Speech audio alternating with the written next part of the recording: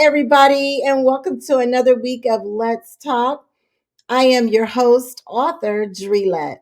Thank you for joining me for another fun-filled, exciting week where we inspire, motivate, and get you going during this pandemic and beyond. So come on in and have a virtual seat and let's talk. So every week, as I tell you guys, as you can see on the ticker tape, you can watch all my shows on Facebook, Instagram, and YouTube. And all my pages are on Let's Talk with author Drulette. Make sure you guys hit like, hit subscribe, and tell a friend. So, as I do every week, I like to acknowledge my live studio audience who's watching with me. For those that are comfortable with saying hello, and for those of you that are not, I understand. Have a seat and let's enjoy the show. So, let's take a look and see who's viewing with us tonight. Yes, Rockin' Richard Houston, the legendary skater from Detroit. How are you, sir? My husband, who's one of the producers, he says he's watching from the man cave. Mommy in love from Vegas. Yes, everybody come on in the room. And I see some other people watching. They don't want to say anything, but I see you. I see you. Hello, everybody. Hello, hello. Welcome to another week of Let's Talk. So, tonight, you guys, we've got some fun, exciting stuff happening. We have a dynamic duo. They are a musical, talented group called St. Oshun coming on in a few minutes. They'll be performing for us. So, I'm super excited to have them on to perform for us. So let's get into hot topics. So, those of you that are watching the show, please feel free to chime in. Yes, I'm going to be controversial tonight. I might get in trouble, but hey, I got to keep it real, right? Got to keep it real. So, as you guys may or may not know, yesterday, Thursday, March 25th, here in Georgia, the capital is here in Atlanta, where I reside. Governor Brian Kemp signed a controversial bill that will impact how Georgians will be able to vote in the future. Now, I'm going to read this from a major media outlet verbatim, word for word, okay? So, this bill is called SB 202. It passed along party lines Thursday in the state Senate and went to the governor's desk shortly thereafter. Among highlights, the law requires a photo ID in order to vote absentee by mail after more than 1.3 million Georgia voters used that option during the COVID 19 pandemic. It also cuts the time people have to request an absentee ballot and limits where ballot drop boxes can be placed and when they can be assessed. Shortly after Kemp signed the bill, former Georgia gubernatorial candidate, Fair Fight founder Stacey Abrams tweeted, "It's Jim Crow in a suit plus with a tie, cutting off access, adding restrictions, encouraging more show me your papers, actions to challenge a citizen's right to vote." Representative Nikema Williams called the law the most racist partisan power grab of elections in modern Georgia history and a slap in the face to Georgia's civil rights legacy. Okay, so I know that was a lot, right? It was a mouthful. Even I got tongue tied in some of that. So basically, for those of you that don't know, basically some of the parts of this law, and I kind of peeked in some of it, it went from like 2 pages to 90 pages. So, as you guys know, Georgia was historic with helping not only get the first woman as a vice president, also sending the first African American senator from Georgia to DC, as well as the first young Jewish American from Georgia to go to DC as well as a senator. So, it was very controversial. As you guys know, we had recount after recount here in Georgia. It just became crazy. So, some of the things in this bill, and I'm not going to get too political, but some of the things in the bill are like the drop off boxes. During the pandemic, some people didn't feel comfortable standing in line. I know I was one of them. So, I took and dropped my ballot off at my leisure. Now it's going to be where you can only drop your ballot off at certain times during certain days. So, and some people believe it's because some people, for those that work night shifts or early morning shifts, if they can't get to that drop box within a certain amount of time, they don't get to submit their absentee ballot. They're also going to make you, as I read, they're also going to make you show your driver's license to get an absentee ballot. Well, that defeats the whole purpose, right? What if you're in another country? Or they're also going to shorten the window that you have to get the absentee ballot in. And here's the one that did it for me. Living in Georgia, I saw some of the people standing in long lines for hours and hours and hours.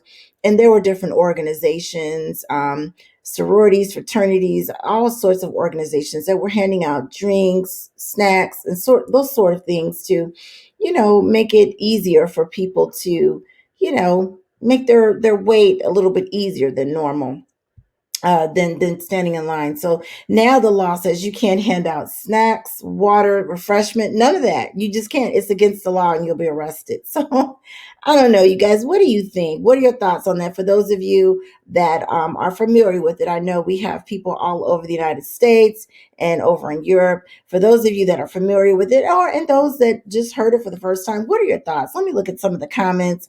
You guys chime in and tell me what you think. Hey Carla, love you too. Hey lady, Carla, I know you're always on top of it in terms of what's going on with the laws. What do you think? Hey Tori, how are you from Detroit? Faithful viewer, always on with us. Yes, I just think it's just ridiculous. And again, I'm going out on a limb talking about it. You're not supposed to get too political, but I just think this is just it's just, you know, crazy. It's almost like, like they said back in the 60s, show me your papers, and in the movie where they were for the first time signing up to vote, and Oprah Winfrey played that character in the movie. I can't recall the name of the movie, but they asked her who were the judges and all these crazy things. It just feels like it's another way to kind of keep us from voting, but that's okay, because guess what? We need to stay prayerful, and we need to continue to vote. Do not let this discourage you to vote in Georgia. And for any other state that may be thinking of doing this as well, you guys don't let this deter you.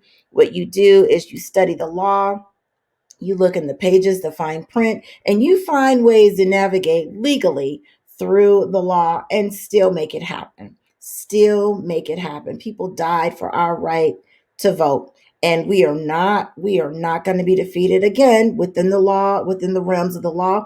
And why the powers that be fight this and try to get it changed, you guys still continue to vote. So I just wanted to share that with you guys. I was appalled. I just could not believe it. I said, you got to be kidding me. So hopefully this show won't get banned, but hey, I got to keep it real, right? I have to keep it real.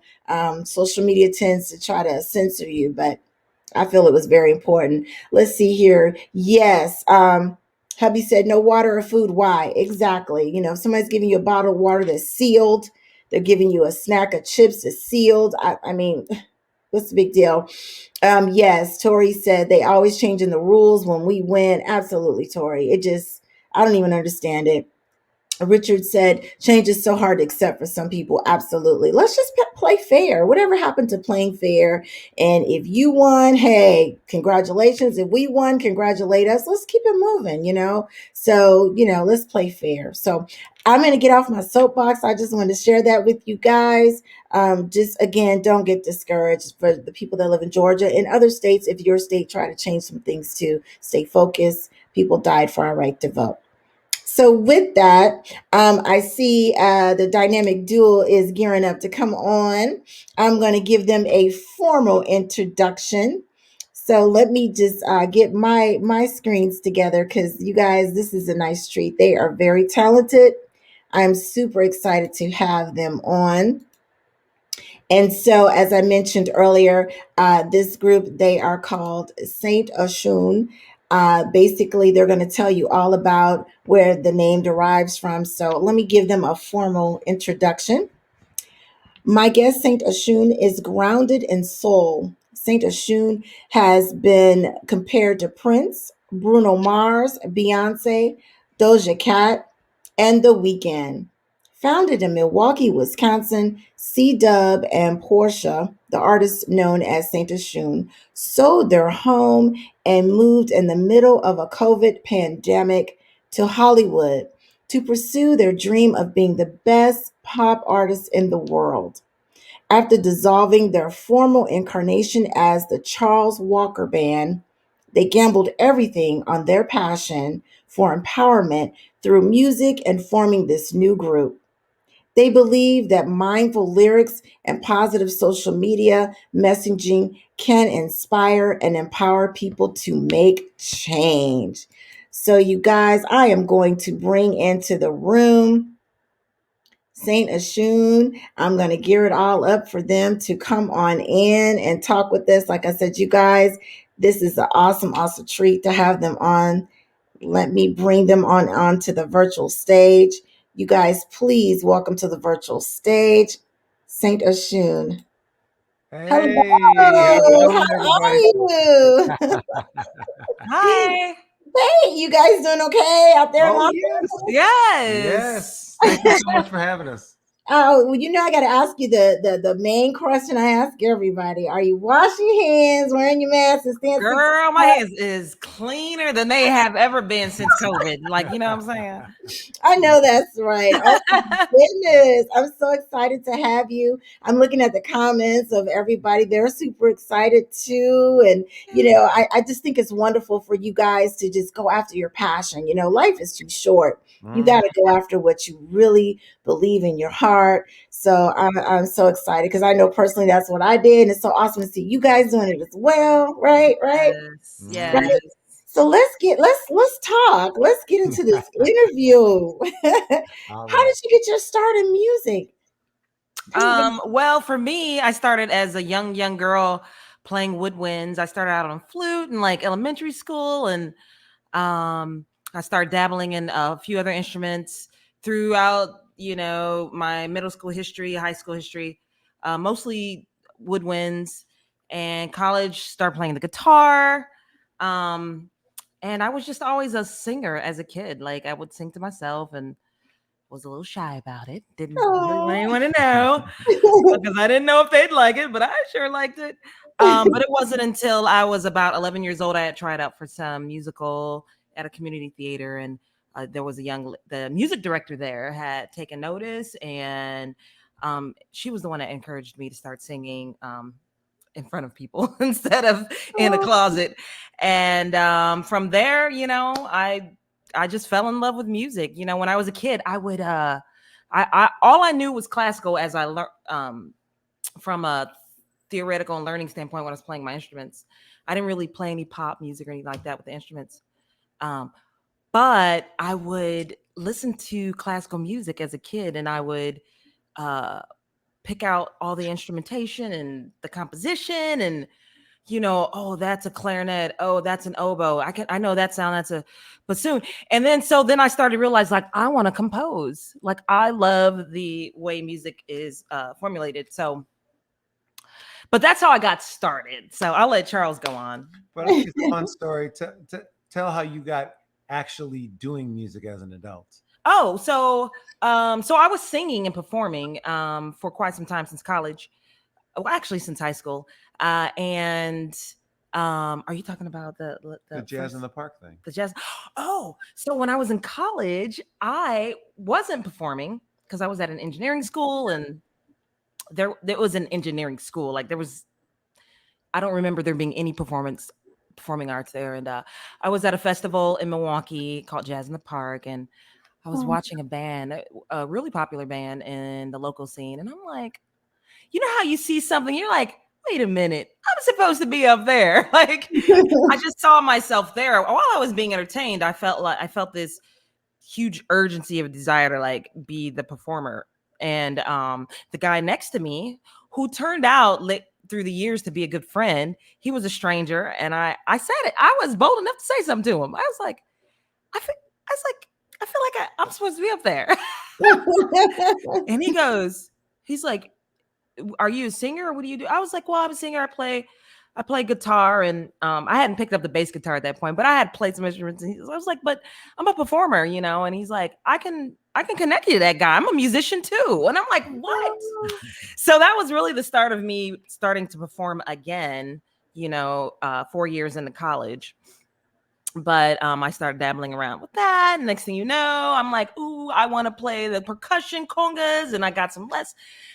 Who girl, I would consider myself a multi-instrumentalist. So with the band, I've played flute, bass guitar, and hand percussion congas is really my thing, particularly when it Wow. comes to hand percussion. But yeah, so that's my story. What's Oh, yours? wow. So Charles. we started around the same time. I started in fifth grade, and I remember it was the end of fourth grade, and you're in just that like basic music class where everybody sits together and you sing. I don't know what you sing, Heidi Ho, or you sing Mary Had a Little Lamb, or whatever. But at the end of the year, to entice people into band, the band director marched in instrumentalists. So I remember there was a flute player that came in and played. Then there was a clarinet player came in and played, and then the trombone. The trombone Ooh, came in yeah. on, and I'm like, yes, that's it right there. I want to play trombone. That's what I want to do with my life. So fifth grade comes, and I sign up for band, and so the music teacher sits me down and says, "Okay, I know you want to play trombone, but I want to walk you through a bunch of different instruments." So I said, "Okay." So she gave me a trombone mouthpiece, and I blew into it, and she gave me a trumpet mouthpiece, and then she gave me a saxophone mouthpiece, and she said, "Try this." So I played the mouthpiece, and she said, "Do that again." So I did it again. She said, "No, I'm sorry. You're not going to be a trombone player. You're going to be a saxophone player. You have the perfect embouchure, which is the way that you form your mouth around the mouthpiece. Perfect embouchure naturally to play this. You have to play saxophone." Oh, So wow. that is really where I started. And for me, my journey was a little bit different because I grew up in the middle of nowhere, Wisconsin, around no black people. There were none. So Mm. music was really the beginning for This is me. like upper Wisconsin. Yes, northern. Outside of Milwaukee, outside of Green Bay, that's where the black people are. Wow. Wisconsin. Yes, those are the two pockets where I grew up. So music was really an outlet for me to begin to connect with my ancestry, and begin to connect with something other than the only stories I was told in school was about slavery. Basically, that's what I knew about black people. Mm.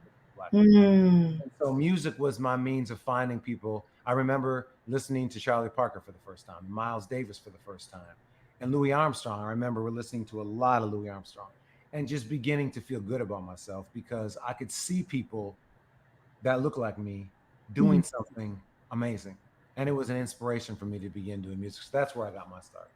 That's awesome. Portia and Charles, that's amazing stories. I mean, just to hear how you got started, you were inspired from other musicians. That's amazing. Oh my goodness. So Thank why the move to LA? Why in the middle of a pandemic? Like, did you wake up one morning and say, let's do it? I mean, it was a series of events. I mean, I want to say even 10 years ago, we were like, we want to move. And in my mind, I wanted to go east Mhm. because that humidity, when we would travel, and I was in like North Carolina on that beach, girl, okay, so vocalists know what I'm talking about. Like nobody else loves the humidity. But cause dryness is like our kryptonite. Like I don't care Mm. how warmed up your voice is, it ain't gonna work when it's dry.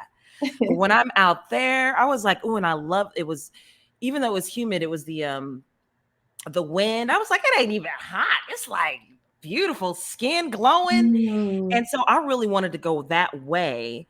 But the more we talked about it, we were like, well, we really need to be somewhere where the music scene is thriving because we had big aspirations. We didn't have the big goal in mind that we have now, but we still had bigger aspirations back then, 10 years ago. And so we considered New York because we love the New York scene there. But so it was a series of events. So I'll let you take over because we started to meet people and Oh, that sort of thing. But I'll let you take over from there. So yeah, like Portia said, we spent some time considering, and I think it was maybe what 2 or 3 years ago, where we really had kind of zoomed in and said, yeah, LA is the place. And oh, so the big contingency was I have a daughter who is now in college, Oh, okay. and I had promised her that we weren't going to leave Milwaukee until she graduated Oh. and went to college, and we weren't going to leave her. So we waited until she graduated, which was almost a year ago now.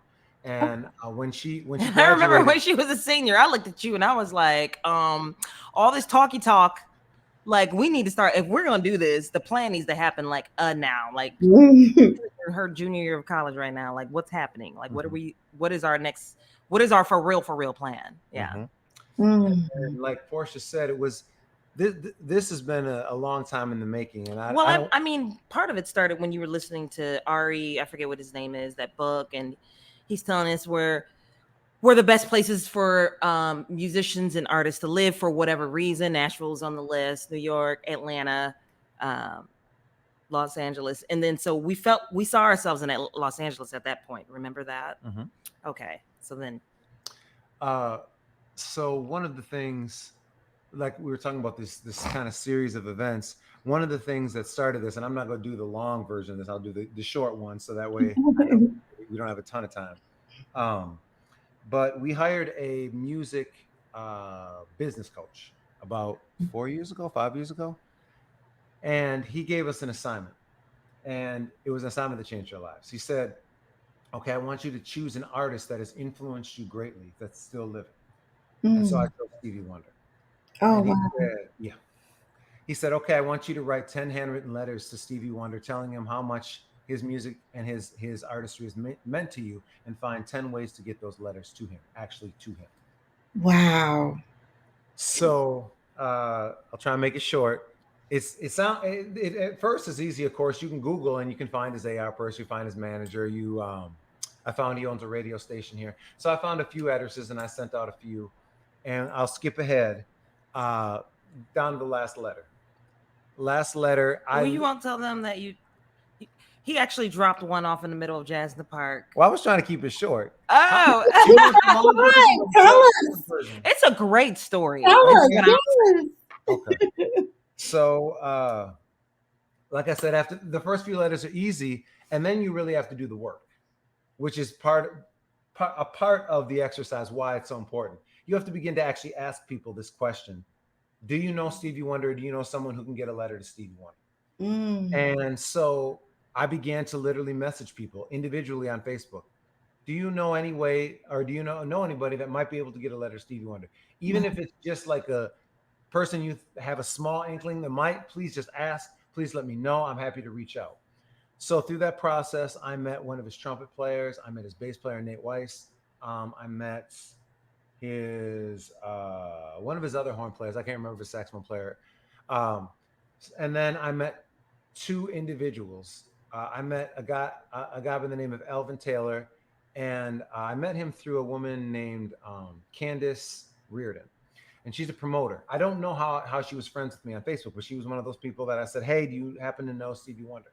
And when I first reached out to her, she said, "Well, it depends on what you mean. I've been to parties with Stevie Wonder, yes, yeah, but when you go to Hollywood, everybody is there, and but he doesn't know me. If I called him up, if I showed up at his house, he would have no idea who I am. I don't really know him. I can't give him a letter." But she said, "I know people who do know him like that, and I'm going to put you in touch with some of those people." So one of them was named Elvin Taylor. Elvin Taylor got his start playing for Little Richard. He was just drummer. Wow. And then from there, he played with Bill Withers. He's the drummer on "Lovely Day," if you remember that song, or "Ain't No Sunshine Yes. When She's Gone." All those. That's Elvin Taylor. Mm. So I connected with him. So when I reached out to him, he got back to me very quickly and said, "Well, I do know him. He's a good friend of mine. But honestly, I just don't know you like that. So I wouldn't be comfortable." And I said, "I respect that. That's cool. You don't know me, and that's cool." I said, "Maybe someday we'll get together. Maybe someday." Which we did. He turns out to be a good friend of ours. But anyways, back to the story. Oh, awesome. I love it. Yeah, we ended up we've met him in Palm Springs, along with another producer, Ronnie King. So he was a dead end, or I shouldn't say dead end, but he wasn't how I got a letter to Stevie Wonder. So I'm down to one, and I'm scrounging, and I literally have reached out to all my friends. I've texted people, whatever. And surprisingly enough, for all of you who are thinking this is really hard, it is hard, but you don't get as much what is wrong with you? Are you crazy? As you might think. I got two or Mm. three of those, but most people were just like, no, I don't know anybody, and they were pretty nice about it. But I was scrambling and I'm scrolling through.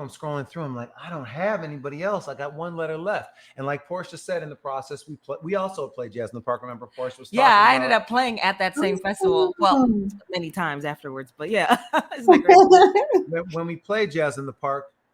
I actually just dropped a letter in the middle of the audience. I just dropped a letter and thought I'm going to release it, and I don't know what's going to happen, but this is another opportunity because there I don't know there had been what 800,000 people there, Yeah, so there was a decent amount of people it was a there. couple of thousand. Was it a couple thousand? Okay, a lot of people.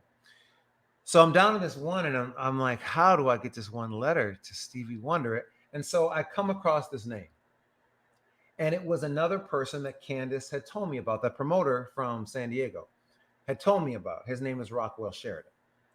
And so when I looked through his messages, he hadn't seen my first message. So I'm like, I might as well send him another message. I mean, maybe that's annoying, but maybe it's not. He hadn't seen my first message, so maybe it's okay. So I sent him a message to say, hey Rockwell, I don't know if you actually saw my first message, but hey, how's it going? And the three dots come up. Ooh, Right. yeah. And so, in the interest of keeping all of our friends, I'm not going to tell you exactly what he said, but he said something along the lines of, "Yes, I know him. Yes, I Woo. know him." It's not exactly what he said. He knows him very well, but he said that. And so I said, "What do you mean you know him?" He said, "I grew up in Saginaw, Michigan. Wow. I'm childhood friends with him. We both were signed to Motown." Wow. You already know where Stevie's career went. He said mine took a turn pretty quickly. I didn't want to be the main artist. He said so. I began. I became MD for a while for Michael Jackson. I toured with Madonna. Blah blah blah blah blah. And he said, so yes, I can get a letter to Stevie Wonder. Send the letter. Send the letter to me. So I sent him the letter, and about a month later, he got back to me and he said, I went over to Stevie's house and I gave him your letter, and one of his handlers read the letter, and Stevie says, thank you so much. And Cool. so the answer to your question, why do we end up in LA? Rockwell's become one of kind of our mentors, and he said, you got to get out of Milwaukee. You guys have this big Mm. vision. You say you want to be the best pop artist in the world. It's not going to happen for you in Milwaukee. You need to be where the action is. You need to be where you can connect with people, where you can meet the people that you need to meet. He said, I can help you in some ways, but I can't help you if you're in Milwaukee. You need to be out here. So, hence, December of this past year, we moved out to LA. We sold the house twice. Wow. We did something. The I wish first, we made the money twice on the house, but we sold it twice. yeah, the first one fell through. Yeah. It was Oh, a lot of roadblocks getting here. That's when you know you're supposed to be somewhere, because people think the exactly. opposite, like, oh, no, honey. The roadblocks are these. I feel like they're put in place to challenge you. Like, do you really Hmm. want it? Is this what you really want? Well, what are you going to do to get it? Exactly. And nothing is given to you easy, right? You gotta work at it. Wow. Never, never, ever, ever, ever, ever. If it was, we'd all be like, rich, skinny, and Famous. and famous. Yeah. I love that story. That is so amazing. You guys just look, you inspired me, right? Because I want my podcast, my video cast, and all that to go bigger and better. And it's like, oh, maybe I should try that with Oprah. There you You go. know, and it was, She's from Milwaukee and originally. she is from Oh, that's Milwaukee sweet. originally, and then she Look, was raised in Chicago, but she was born in Milwaukee. I need to drop some letters. There you Yes, go. but there's so many lessons in that. Like, Yeah. one of the bigger ones, obvious ones, is just turning over every stone. Like, is it this one? Nope, Yes. not that one. And Mhm. you're probably gonna get some people laughing at you, but it's a bold move to just stand in your right to ask. That's right. That's amazing. Oh my gosh, you guys really inspired me. That's awesome. Oh my Yes, goodness. Oh my pass it goodness. on. So you guys talk about traveling and going all over, the United States. What's the funniest story from the road that you want to share? I should have prepared for this one. It's the funniest one I'm not going to tell. I don't know if I can't think. What's the second funniest then? How's Oh, Okay. So What about that trailer thing? That was hilarious. oh, good. That's a G. This was that's a G-rated one. before I auditioned for the band and was in the band. Yeah. All right. Yeah. So this was the very first tour that I took that was going to be like long, like it was like 3 or 4 weeks. It was all the way from Milwaukee, all the way out to Los Angeles, San Diego, whatever, and stops all along the way and stops on the way back. So we were all super excited. And so the guitar player at the time said, man, you know what we should do? We're going to save so much money. Let's get an RV. We'll save all the money on hotels. We'll just pack the gear in the back, and it will be so much easier. People can sleep while we're rolling. So even if it's close from one show to another, at least some people can sleep and take turns driving, blah, blah, blah. Seemed like the perfect idea. So I was like, yeah, you know what? And everyone else in the band is like, yeah, you know, as long as it's reasonable.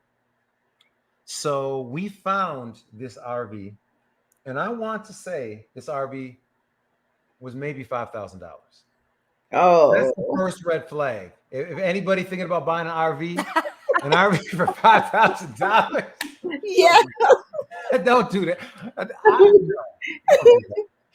But yeah, the drummer at the time was the mechanic. So he looked it over. He said, "Oh yeah, you know what? This is going to run great. It's going to be awesome." So we all chipped in our money. We bought this RV for this first tour. So we started driving, and I remember the first stop was in North Dakota. We got from Milwaukee to somewhere in Iowa. I don't remember exactly, but somewhere in Iowa. And all of a sudden, I noticed some movement because I'm driving. I noticed some movement, and I look up, and if you've ever been in an RV, the front windshield, because it's so big, is actually two big pieces of glass. So I noticed where the two pieces of glass are joined, it's coming down a little bit down here. No. So I'm looking up and I think, was that way when we bought it? Maybe it was. Maybe it was. Maybe I'm tripping. All right, I'll just keep driving. So I keep driving. Next thing I know, it's come down some more, and I can feel some air coming through. No. And I'm like, I don't know what I should do about this. I don't know. This isn't a good look. I'm going 70 miles an hour down the highway, and this windshield, I don't know about this. I keep rolling. I'm like, please, just don't do this. Don't do this to me. Already. I'm driving. Next thing I know, the windshield is on my lap. I swear to you, the windshield is on my lap. No. And I got bugs hitting me in the face. I'm going 70 miles an hour. I said, somebody help me. Somebody help the windshield. So of course, I'm trying to pull over. I'm trying to slow down. I eventually pull over. I'm like, what are we going to do? I'll be right back. What are we going to do? She got to get some tissue for this. What are we going to do about this? Oh my God. The bass player, he was the most level-headed one. He's like, we gotta go find a repair shop. Like we hadn't even made it to the first stop yet. No. We got to find something to fix this joker. So I drove 25 miles an hour down the highway to the next exit, and I managed to make it to a repair shop. And we pull up to it, and both mechanics walked out, and they just started shaking their heads like, good luck. They said, what happened? I said, you already see what happened. I don't need to explain what happened. It's in my lap. Let's talk about what we're going to do about this. And they said, well, we don't have, it was like 5 o'clock at night. He's like, we don't even have anything to fix that. Oh. And then one guy says, wait. He says, all right, what I need you to do is promise me you're going to keep to the speed limit, because what we're about to do is bootleg. We're going to put some 2x4s up in this joker, and we're going to secure it up with 2x4s all the way around, because the kind of glue that you need, we can't get it tonight. Everything's closed because these windows are too big for the kind of glue that we would use normally in a car. He's like, we're going to have to put 2x4s. He said, it's not legal. If you get pulled over, you're probably going to get in trouble. But he said, that's all we can do. Take it or leave it. I said, we'll take it. Right. Because the show must go on. Yeah, we had to show the next night. We had to show the next night. We couldn't miss it. We were headlining the festival, so we had to be there. So they put 2x4s up, and so we're rolling. We're good. We drove through the mountains. We hit 3 shows. We were good, and we were up in Boise, Idaho. I remember this. Up in Boise, Idaho. We stopped and pulled off at an RV park. I don't know why he did this, but the drummer, the mechanic, he's like, oh man, I'm gonna get this thing running so good, running so good. I said, okay, all right. So he did something. I don't know what he did, but I'm driving and I can't get the Joker above 35. I'll, No. I said, what did you do to this? He said, it should be great. I said, it ain't great. I can't get it over 35. This is shaking like I'm having a seizure. I pull over again. I said, oh my goodness, we're in Reno. I said, we're Oh, not gonna make it. We are not gonna make it in this thing. And the guitar player said, no, we got to get rid of this thing. We ain't gonna die in this. no. So the good thing, since that story is so crazy, the good thing is, so we went to the airport because we had to rent something, and we get there, and it was the guy's last day. He was quitting, Oh. and he said, we don't have anything. We don't have anything in a regular SUV, but we do have an Escalade. Oh. I said, yeah, we're not really wanting to pay Escalade price. Oh. He said, well, tell you what, it's my last day anyways. How about we say that it's a compact car and but you get the Escalade upgrade? I said, say no more, say no more. Yes. And so Oh, we got to ride around an Escalade for the rest of the tour. sweet. So that's That's the funniest one I got. amazing. Yeah, I love that story. That's an awesome story because like you were just saying, Portia, just to keep pushing no matter what, you have The to show train must go yourself. on. How many times? I Yes. mean, you became seasoned at the point where we started running into some other problems, but how many times were we almost late to a show because of who knows what? But the Hmm. show's got to go on, hunty. Right. Like, That's right. hey, you got a wardrobe malfunction. You better figure that out Hello. when it's time. Like, hey, hold it while you, you Right. know, but Good. you don't. Hey, don't be coming in late. I love that story. That is hilarious. Our mutual friend Dean said, "Y'all should have called the gorilla glue girl." He's funny. I wish he was sitting right here. You know he gonna have some jokes. For real. For real. Hilarious. Oh my gosh. So, you guys have shared so much with us. What's the most valuable lesson you've learned in your career, Portia? Oh God. Listen, I wasn't even ready for that question. Okay, okay. Well, Charles You is like he first. might be ready. Oh, we got a cat Oh, coming. that was too cute. Was that a cat? Hello. Oh, Hello, Fluff. hey, With that big old beautiful. tail. No, what is it? A girl or a boy? Oh, Boy. a boy. Mr. What's his Fluff. name? Everybody think he's a girl though. Because he's fancy. I'll be like, no, Oh, that's a boy. beautiful, Attacked and beautiful. everything. Always. All right. So the most important lesson I have learned, there are so many, but I'm going to say this one. And it's something that I say a lot in my stories, but it is so accurate. At the end of the day, your life will be determined by your story. Mm, And it's not the story that anyone else tells you unless you internalize that. It's the story mm, that you tell yourself. I told myself for many years that I wasn't a singer. And other people told me that story and I ingested it and I believed it. And as long as I believe that story, that was what was going to manifest in my life. And so you have to catch your story, and you catch your story by what you say. If you're always saying, man, I'm so unlucky, I'm so fat, I'm so broke, I'm so whatever, of course you are. And of course you're going to live that way, and of course you're going to stay that way, because that's the story you have told yourself. And that story might have been handed down to you for generations, but you internalized it. And if you don't catch yourself and change that story and change your belief system, and it's a process. The way you got your beliefs and the way you got your story was a process. It didn't happen overnight. And so beginning to focus on those things, begin to work on those things, is the same thing. It is a process. But until you fix that story, the rest of your life isn't going to be what you want it to be. No matter how many times you say, this is what I want, it's different than what you actually believe you are. that's deep. That's That's deep. Yes, definitely. And yeah. Portia, what's the valuable lesson for you in your career? Um, you know, the one thing that comes to mind, because there's so many lessons I can think of. I mean, you mentioned that one. I just started thinking about all kinds of stuff I've learned over the years, but one of the bigger ones is failure. Oh. and how important it is. Mm-hmm. How important. Because when you don't know that failure is important, you think that failure is a sign of something bad, you know, like it's not going to get you where you want to go, when frankly it's quite the opposite, you know. Mm-hmm. um I read a book once that had explained it so well.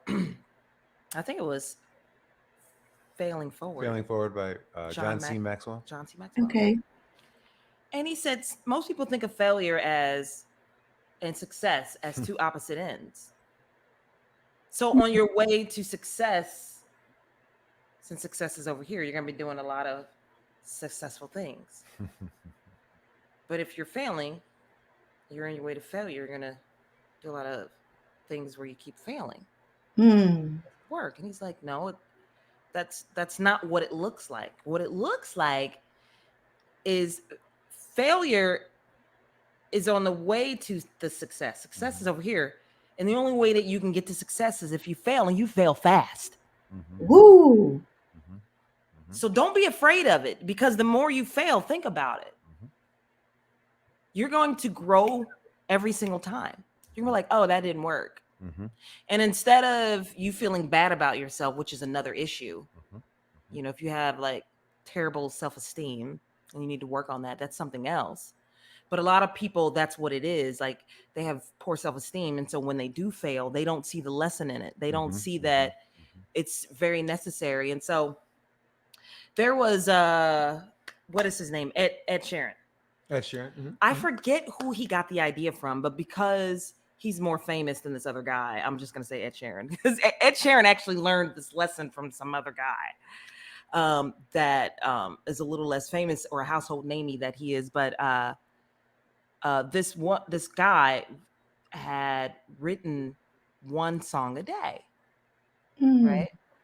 So instead of like, okay, I'm a songwriter, I'm just gonna write when I feel like it, or maybe I will be disciplined about it and write, you know, once a week.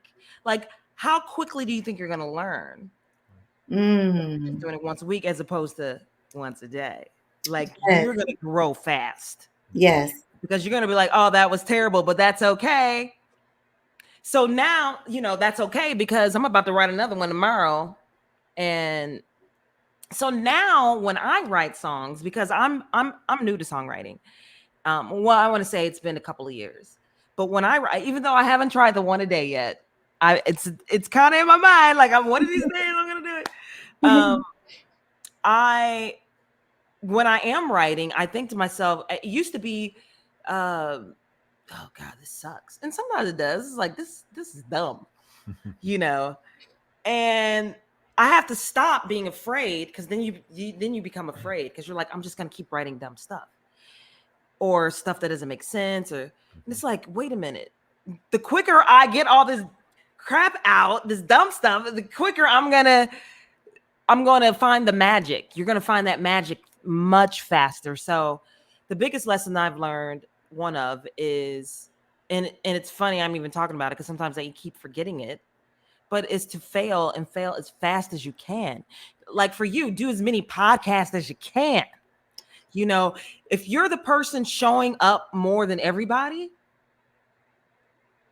you're going to become the master the quickest.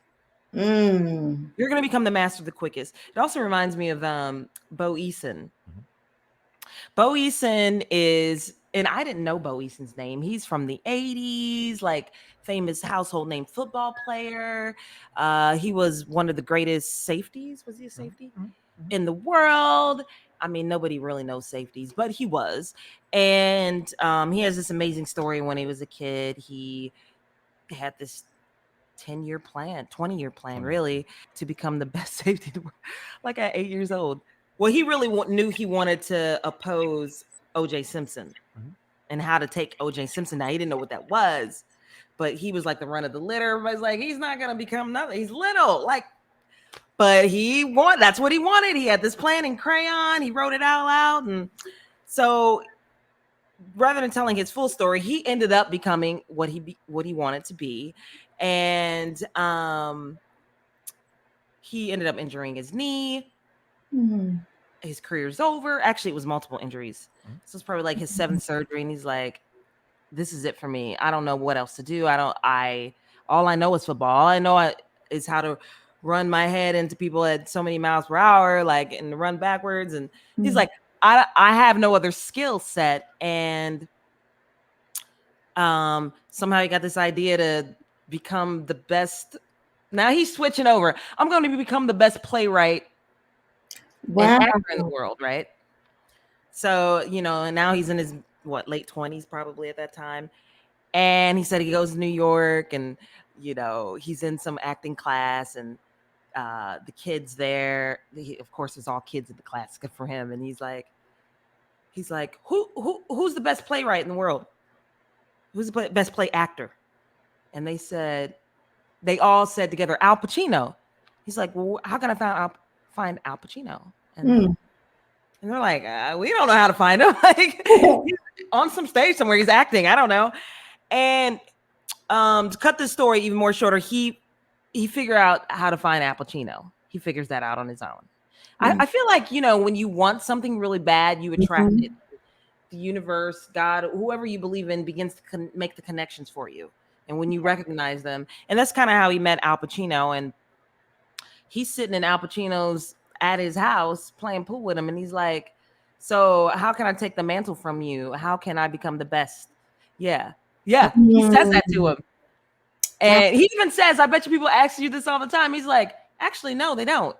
He's like, they'll ask me, how can I get them hooked up with my management, or how I can hook them up with this job or that job. And nobody asks me to be the best. And he's like, people, if you want to be the best, ask the person that is the master and the best, and they will show you how. Don't ask the second best, because they're going to look at you as competition. The best is going to want to hand over the mantle to someone else. So he asked him that, and Al Pacino says this one thing. He says, you're not going to like what I say. He's like, it's going to take you 10, 15, 20 years. He's like, well, I work great on those timelines. Like, if you knew my story, I had a big plan when I was 8, 9 years old and became the best safety. And so he's like, well, you're going to have to be on the stage more than anybody else. Those 20 years. You need to show up. You have to be there. You have to be present. And that's a part of the failing. Like, show up, do as many shows as you can for us, doing as many shows as you can, writing as much as I can, as fast as I can, awesome. Just fail on the way to success, on the way to mastery, get those 10, I think that's what that 10,000 hour thing is. Like, get those 10,000 hours in, plus, believing in yourself and just getting through the muck of it. Get through the muck of it. If you're procrastinating through the muck of it, you ain't gonna see no success. But you gotta get through it, Right. Oh my gosh, I love that. That's so inspirational. That's huge. Look, you guys should be inspirational speakers. To piggyback off that very quickly, because part of a really important lesson I learned about that is left off quite often is, number one, in that practice, in that doing it more than anyone else, you need to make sure, number one, that you have people around you that can give you constructive feedback. Because without constructive feedback, you can be doing the same thing over and over again for 10,000 hours, and that's not going to get you to mastery. And then number two, while you're doing these 10,000 hours, you always have to be practicing outside of your current capacity. So I use weightlifting as a great example. If I go to the gym today and I lift 50-pound weights and I do my curls, and then the next week I do 50, and then 5 years later I'm doing 50, nobody would expect me to get stronger. But when it comes to what you want, for many people, they're like, well, I've been doing the same thing for 5 years. Well, but if you're not doing it differently, if you're not getting feedback, number one, about what's not working, and then number two, if you're not pushing yourself, like, if you're not okay, I've mastered Mary Had a Little Lamb, so what's the next song? Like, Definitely. Oh my gosh, that is so true. You got to switch it up. You got to constantly change and improve yourself. Definitely. Yes, and be in some discomfort. Like, that's like, now you're at that point, like, ooh, that wasn't easy. Well, then that's great. That's like, let's tackle this one. Right. Right. If you're happy with it being easy, then honey, you ain't gonna see no mastery. Like, that's so true. That's so true. Oh my goodness. That's so true. So who inspires you all musically? Who is your Oh my God. When I was growing up, it was all those really big female vocals, like Shaka Khan. Yes. And I was so mad. This one musician one time said to me, because I wanted to cover one of her songs, he said, "She just screams." I said, "Scream?"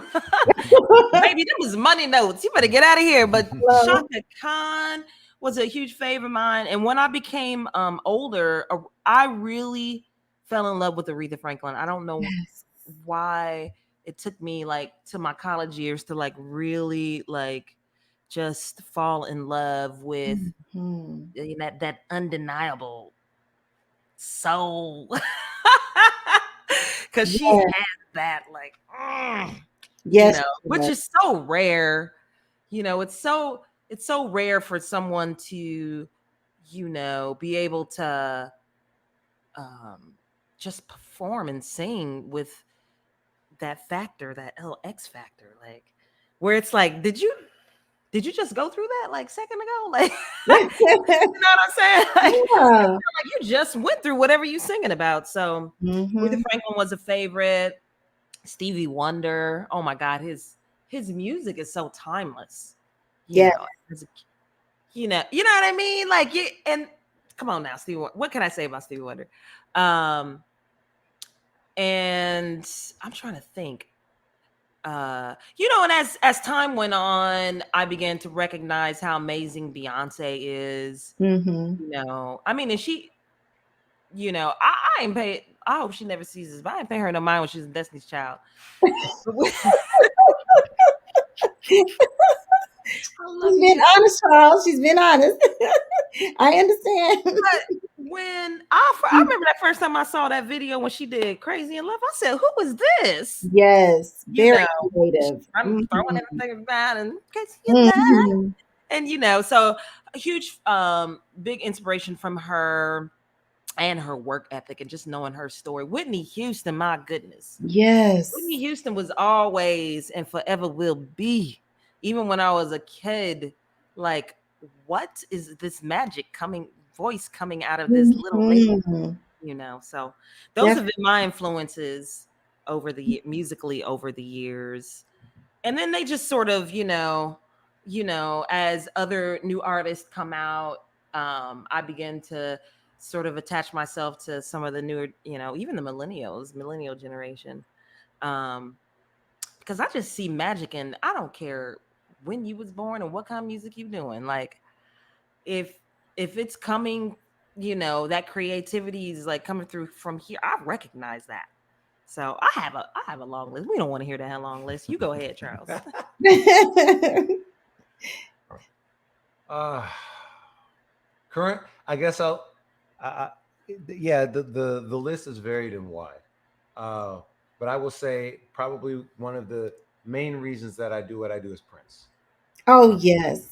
Yes, Prince. he is one of those people who was just all about music. Like he lived music. He was like if music was embodied in a person, that was Mhm. him. Yes.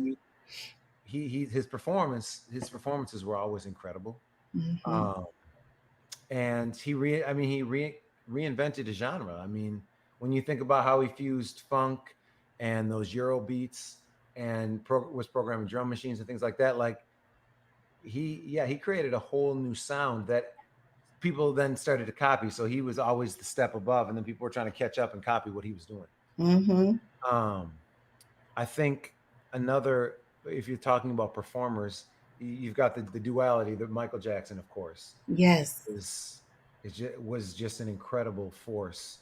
Um, and I think Portia was the one to tell me about this story, but I think he, You mean in the vocal booth? yeah, Oh, go that ahead, go ahead. yeah, I learned that through. There's a producer. So I have a lot of influences now that I'm a producer, and you Oh, know, wow.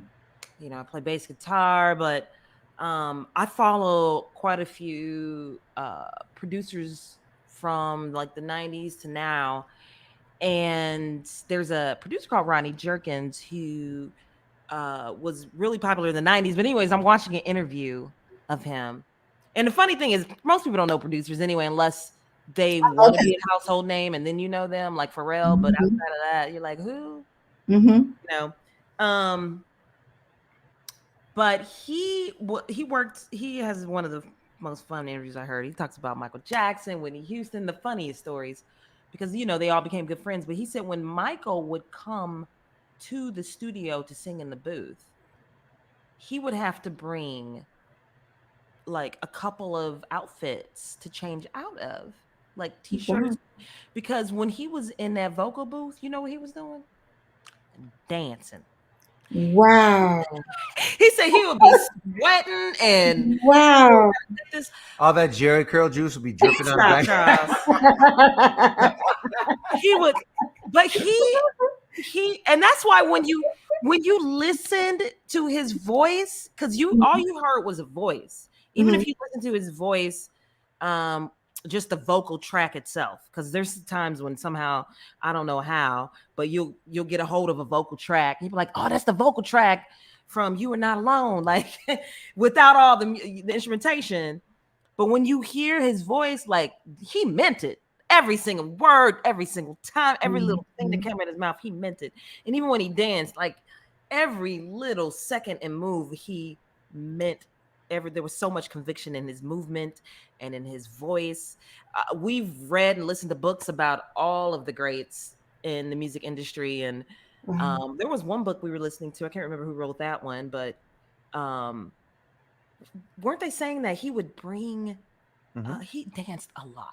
Like Wow. that's why when he was on stage, like we all froze with him, like because I mean, he Mhm. probably put in 20,000 hours. Like I don't know, but Wow. instead of the 10, but he would bring this dancing box. It was like a box, like a wooden box, right? Mhm. He would bring it to the hotels when he was on tour, and what would he do? He'd be in his hotel working, dancing, Wow. sweating, dancing, sweating. Like, but yeah, the vocal booth thing, who knew? Unless Rodney Jerkins told us all. He would get in that booth and sweat. That's awesome. The drive and wanting to perfect his craft. That's Oh my amazing. gosh. We always talk about him. Like one of our mentors here was talking about how he would keep those post-it notes, that he was gonna be the best pop artist in the world. And Mm. so when he's going to the bathroom in the private moments, like he's looking at these post-its, like this is what I'm going to do. I love it. You know what I saw? Off topic though, I saw a video interview of Beyonce when she was young. She was so young, and she's like, and you know how some of these interviewers, not that you do this, but some of them will do their best to see if they can make a sticky situation in the situation. Like, I Mhm. don't know, make you feel uncomfortable. Like, let me Yeah. push and make this interesting.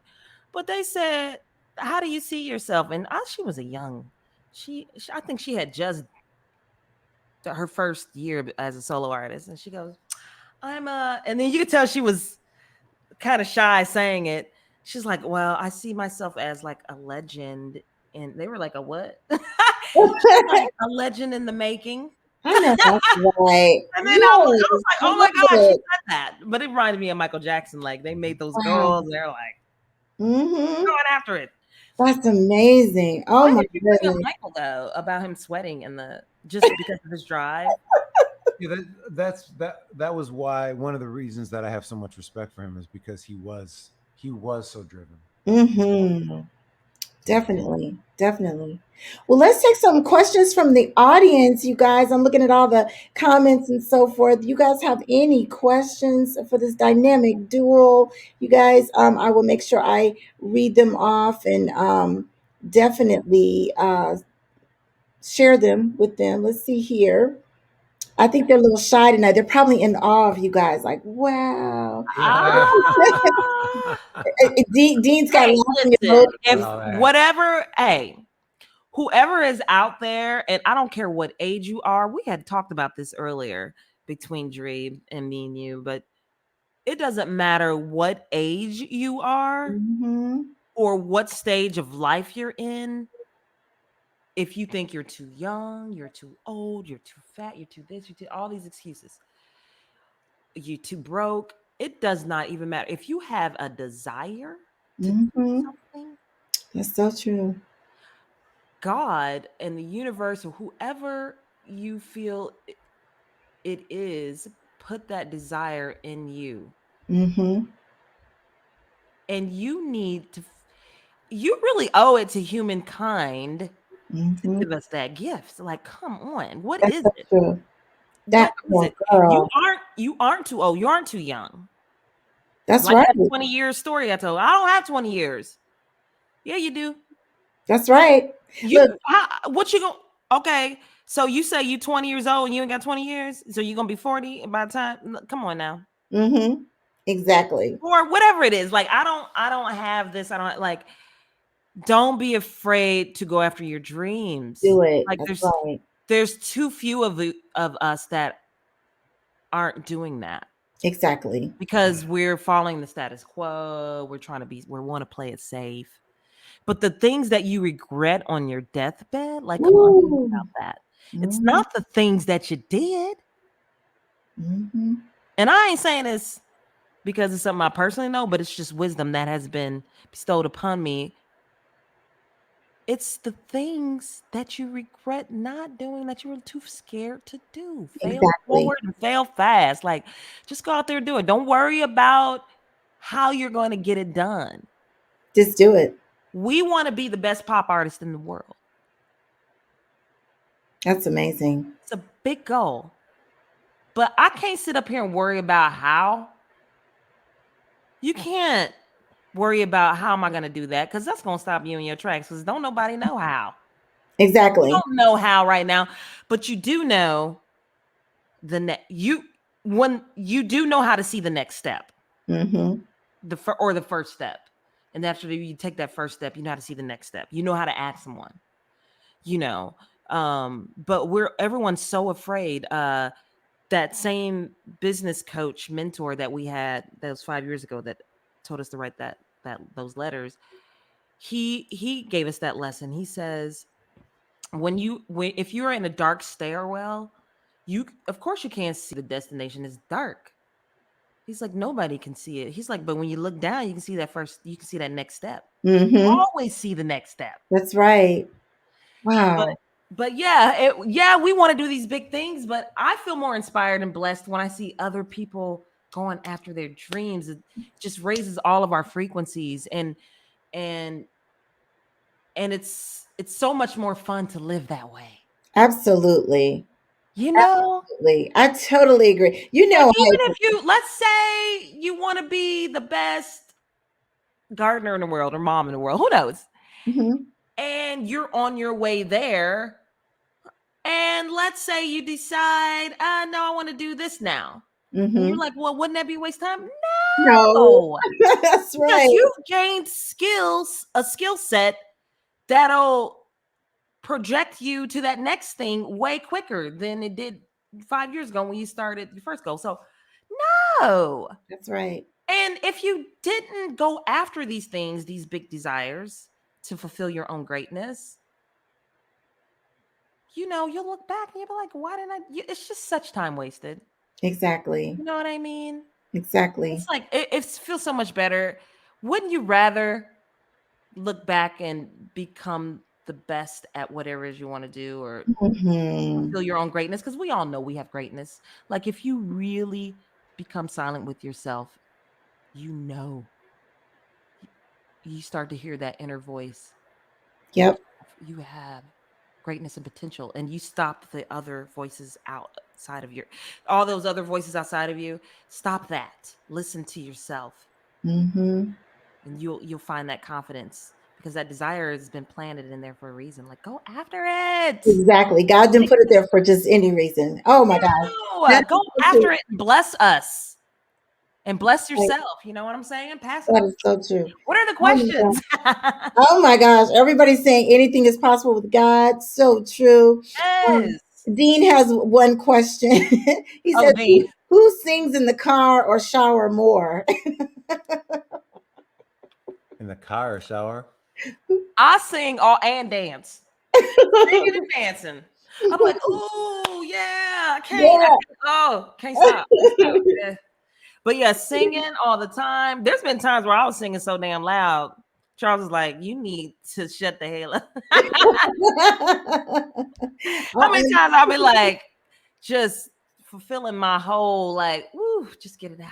Girl, but you can sing. So with Thank that you. being said, we're gonna show everybody your skills. Definitely, you guys got to take a listen to them. They are amazing. Let's go ahead and play this clip that you all did earlier. I'm so excited. You guys are the bomb.com. You're Thank you. very inspirational. Very Thank inspirational. Thank you. Here we go. Girls, the mama 69. Bloodshot eyes, but I feel it too. Music and vibes, spiritualize. Neon rise surround you. I'm so emotional. I want to sing things later. Cannot do. Feel the sunrise. This disguise. What's this lie? I'm misunderstood. Hello, hello, hello. So yeah, yesterday I made a mistake. Oh, hello, hello, hello. I need to rewind. Last night I thought it was you. Got caught up, got lost in all of fantasy. Party with you. Still can't catch my breath. Your vibes all over me. I'm so faded, got persuaded. One night, then goodbye. I thought it was you. First time's last time, twisted. Don't confuse. I don't love you.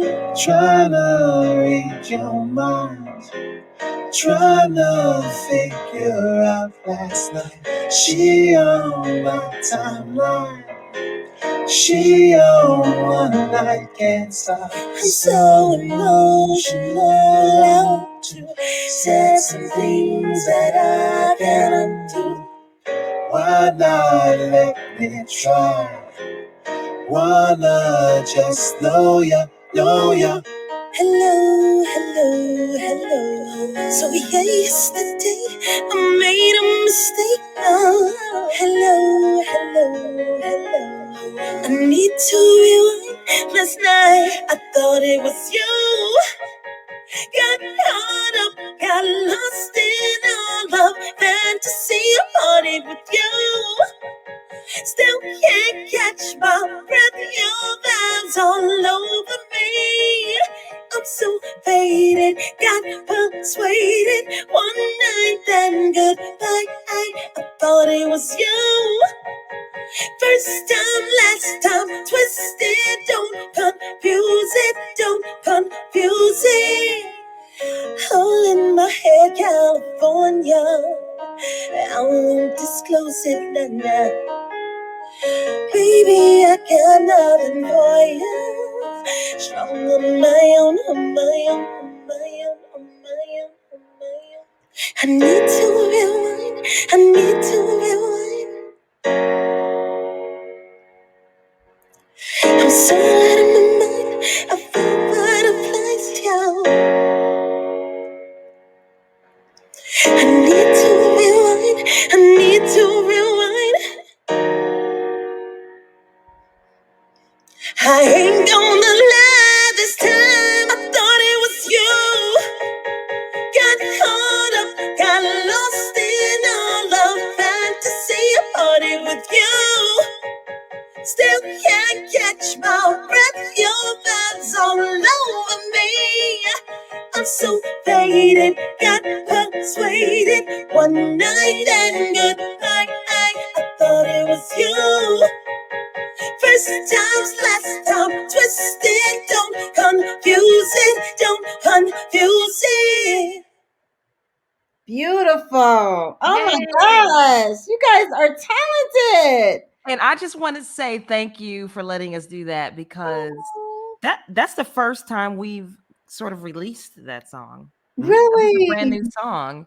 So we haven't published it at all. So this is the Oh, first one and it's an acoustic version because the actual production is what we're working on right now. That's going to be released very soon.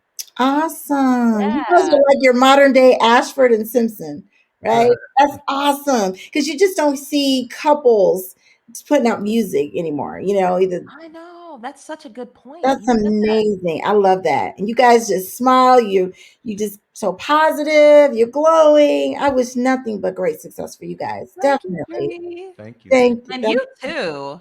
I oh, wish nothing but success for you because you're doing amazing too. I'm trying. And you guys inspired me, right? Y'all need to write a book to You know what? That's what it's all about. Like paying it forward. Like people have inspired us, Mhm. you know. And so then you get fulfilled by it and you see the wisdom and then you just start passing it on. And that's Yes. the beauty of it all, you know? I love it. I love it. Well, I hope that you guys come back. I hope you blow up big. I can't have them Ooh. on my show. Oh my goodness. So definitely I wish nothing but great success to you guys. And please tell everybody how they can get in touch with you if they want to book you for gigs, pandemic, after the pandemic, what have you. Oh, well, you could follow us on Facebook, and if you just look below the screen, you'll be able to see all the information. But you follow us on Facebook at just type in Saint Ocean Oshun. We had a little battle between is it Ocean or Oshun? It is Oshun now. We have we have decided so Saint Oshun STOSHUN. Also on Instagram, it's one word at STOSHUN.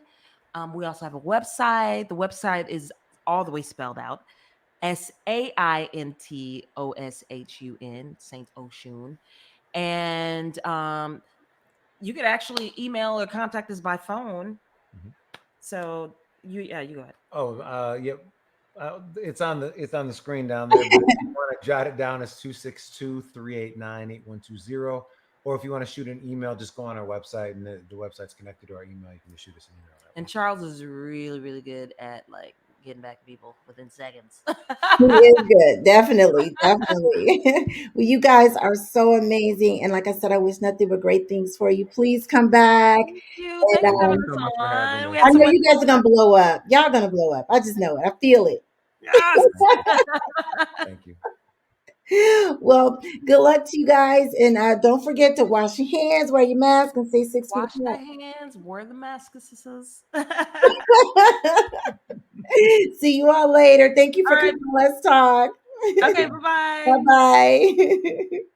That's awesome, you guys. They were amazing. I really like them. Their energy. They're just so positive and just so outgoing.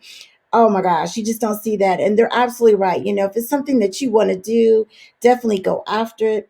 Don't let anybody stop you from your goal and just stay focused no matter how old you are, no matter whatever. Just go after it.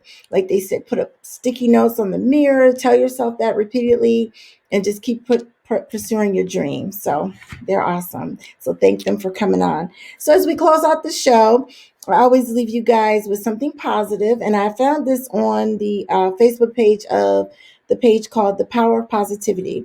And it says, the distance between your dreams and reality are called action. That's absolutely correct. I'll say it again. The distance between your dreams and reality is called action. Go after it, do it. Don't let anybody tell you it's not possible, you're too old, you're too this, you're too that. Just go after it because you just never know. You don't want, like Portia said, you don't want that to be your last moment. You're on your deathbed and you're like, man, I wish I had done that. Nope, go after it, do it. So as I tell you guys every week, do one good thing for one person each day, and you can affect 365 lives. Just always say something kind to someone, no matter what. Open a door, smile, and just affect somebody's life in a positive way. So you guys stay safe out there. Wash your hands, wear your mask, stay 6 feet apart. And if nobody has told you, know that I love you. And with that, I'm out.